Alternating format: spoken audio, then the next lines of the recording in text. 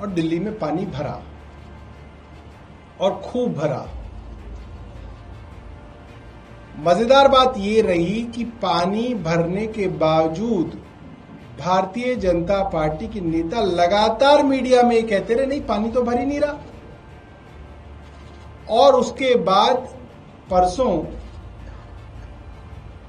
इतना पानी दिल्ली में भरा कि कनॉट प्लेस में दुकानों के अंदर पानी चला गया।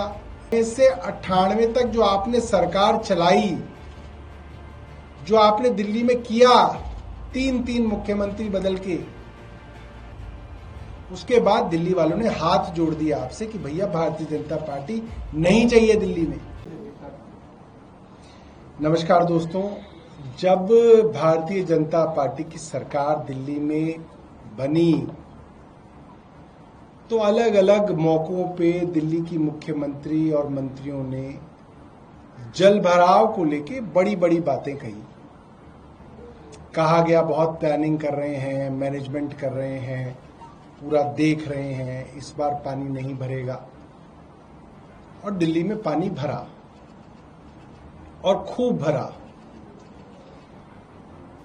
मजेदार बात ये रही कि पानी भरने के बावजूद भारतीय जनता पार्टी के नेता लगातार मीडिया में कहते रहे नहीं पानी तो भर ही नहीं रहा। और उसके बाद परसों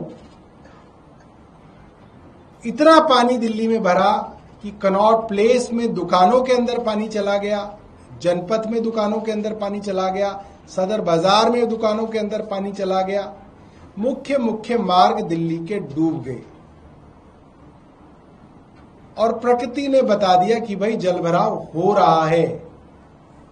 मगर इसके बावजूद आप देखें तो भारतीय जनता पार्टी के मुख्यमंत्री और इनके जो नेता हैं वो अभी भी ये कह रहे नहीं कोई जलभराव नहीं हुआ।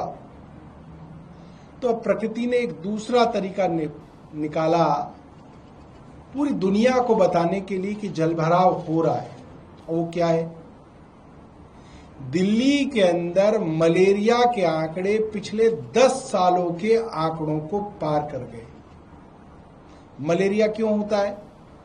मलेरिया तब होता है जब आपके यहां जगह जगह पे जलभराव हो और जलभराव होने की वजह से मच्छर पैदा हो, ब्रीडिंग ग्राउंड बने और उसकी वजह से मलेरिया फैल रहा हो। तो आज कुछ अखबारों के अंदर एक खबर आई है कि दिल्ली के अंदर जो मलेरिया है वो पिछले 10 सालों का आंकड़ा पार कर गया है। इससे ज्यादा तो बड़ा कोई सबूत नहीं हो सकता कि दिल्ली में जगह जगह जलभराव हो रहा है, क्योंकि डिसिल्टिंग नहीं हुई।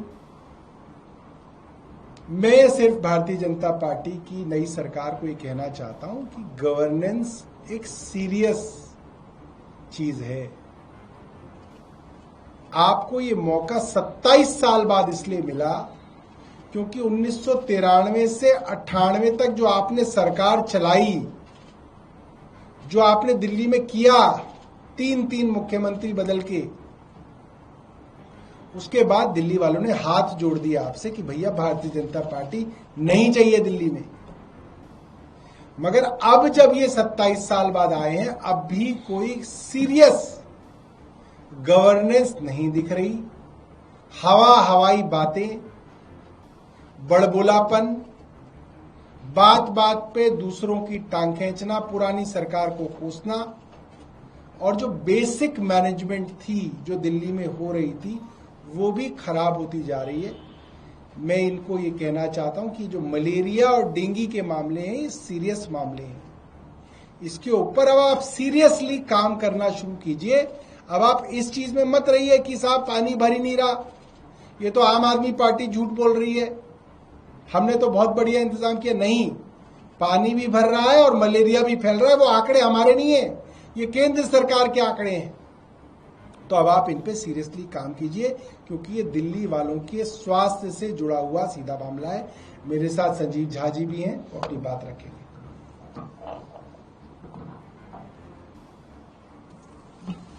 जैसा कि अभी सौरभ भाई ने बताया कि ये मलेरिया के आंकड़े ये बताते हैं, जो कि कल मैं दिल्ली के सीएम को सुन रहा था, वो कह रहे थे कि घंटे 2 घंटे का जलभराव रहता है। तो मलेरिया कोई घंटे 2 घंटे जलभराव में तो पैदा नहीं होता, उत्पन्न नहीं होता। तो इसका मतलब जलभराव है। अभी हाईकोर्ट ने भी कहा कि जलभराव चूंकि समन्वय नहीं है डिपार्टमेंट का, उसका ये परिणाम है। ये डबल इंजन की सरकार कहते थे, अब 4 इंजन है और 4 इंजन में समन्वय नहीं है, और उस समन्वय न होने के कारण नुकसान दिल्ली की जनता को उठाना पड़ रहा है। तो मैं सौरभ भाई के से सहमत हूं कि केवल रील से काम तो नहीं चलेगा। अब जहां की रील वायरल कर रहे थे वहां भी पानी भर गया। 3 दिन पहले अभी सौरभ भाई ने ही कहा था तो मिंटो ब्रिज को एक तरह से एक साम्राज्य बना दिया जाए वहां पर, लेकिन जिस मिंटो ब्रिज की रील बनी वहां भी पानी भर रहा है। तो ये सीरियस बिजनेस है, रेल से काम नहीं चलेगा, रियलिटी में काम करना पड़ेगा। अब ये जो आंकड़े हैं, ये आंकड़े चिंताजनक है और दिल्ली के लोगों को एक तरह से भय के वातावरण में है, क्योंकि अस्पताल के भी बहुत बुरे हालात हैं। आज दवाइयां नहीं मिल रही है, सीपे का टेंडर नहीं हो पा रहा है। तो मैं यही निवेदन करता हूं दिल्ली के मुख्यमंत्री से कि इस पर सीरियस होकर संज्ञान लें ताकि समस्या का निराकरण हो पाए। नहीं तो 4 तारीख से सदन होना है, इन सभी बातों को लेकर जोरदार तरीके से हम सदन में उनसे सवाल पूछेंगे। सौरभ जी, एक सवाल है, आज से दिल्ली सरकार ने टूरिस्ट से आजादी करके अभियान चलाया। इस दौरान वो डीसीडब्ल्यू के दफ्तर पहुंची और कहा कि वहां गजगेट आए, कहा कि आपने जो है अधिकारियों के जो दफ्तर है उन पर ध्यान नहीं दिया, खर्चा नहीं किया, इसलिए बुरे हालात में काम कर रहे हैं और दिल्ली सरकार नया सचिवालय बनाए। अब देखिए, ऐसा है, अभी मई में ही इन्होंने सफाई का एक अभियान पूरी दिल्ली में छेड़ा था और बहुत ढोल बजाया था कि हम पूरी दिल्ली को साफ कर देंगे। कुछ दिन फोटोग्राफ भी भेजी गई, वीडियो भी भेजी गई, और उस सफाई अभियान का नतीजा ये है कि दिल्ली में मलेरिया के आंकड़े 10 साल के रिकॉर्ड को तोड़ चुके हैं। अब ये दोबारा जो है, दूसरा जो है सफाई का अभियान इन्होंने चालू कर दिया है। अगर सेक्रेटेरिएट नया बनाना है तो रेखा जी बना ले, इसमें हमें कोई तकलीफ नहीं है। वो तो जब अपने घर में 14 एयर कंडीशनर लगा रही थी तब भी हमें उसमें कोई तकलीफ नहीं थी। वो तो खुद ही उन्होंने टेंडर दिया, खुद ही उस टेंडर को वापस ले लिया। तो नया सेक्रेटेरिएट बनाना है तो बना लें, हमें इसमें कोई दिक्कत नहीं है। इसके लिए बहानेबाजी की जरूरत नहीं है, बोल दे कि मुझे नया सेक्रेटेरिएट चाहिए, बना लीजिए। एक सवाल और है, सचिन जन का मामला सामने आने का, उस पर कोर्ट ने ईडी फटकार लगाई है, कहा है कि उनके घर में बरामदगी को लेकर कल तथ्य पेश किए गए। देखिए, ये मामला डिफेमेशन का मामला है, जिसमें उस वक्त के मंत्री सत्येंद्र जैन साहब के घर पे ईडी ने रेड की। रेड के अंदर ना सोना मिला, ना सोने के सिक्के मिले, मगर ईडी ने एक षड्यंत्र के तहत, एक गलत भावना के तहत लिखा कि सत्येंद्र जैन एंड अदर्स के यहां इतने करोड़ रुपए, इतने सोने के जेवर और इतने सोने के सिक्के मिले। एंड अदर्स, सत्येंद्र जैन क्या नहीं मिला सोना, एंड अदर्स क्या मिला।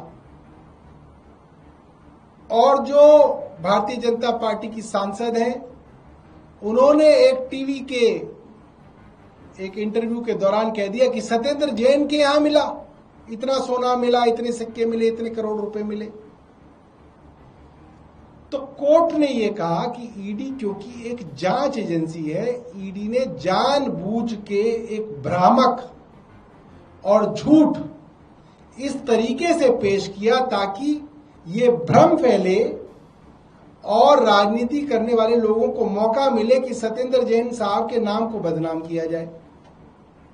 ये ईडी के लिए एक बड़ी हिदायत है और ये दिखाता है कि ईडी राजनीतिक दुर्भावना से काम तो करता ही है, राजनीतिक दुर्भावना से ट्वीट भी किए जाते हैं ताकि उनका जो इस्तेमाल है राजनीतिक दुष्प्रचार के लिए किया जाए, जो कि ईडी को नहीं करना चाहिए था।